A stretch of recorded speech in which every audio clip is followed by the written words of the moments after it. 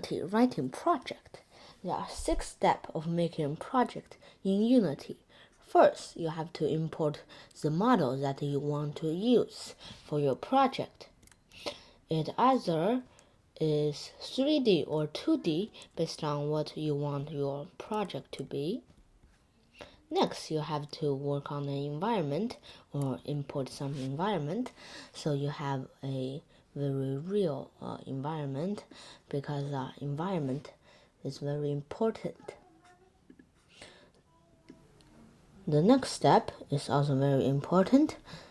It is lighting, so you need to have a good lighting to see around or make it just look more real. Next step is the scripting part, so you need to write your script as in Java, JavaScript or C#, so you can move your character around or anything you want to do, and the mechanics in your project.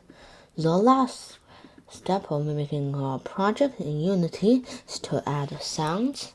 Sounds are very important because it just makes it more real with the lighting.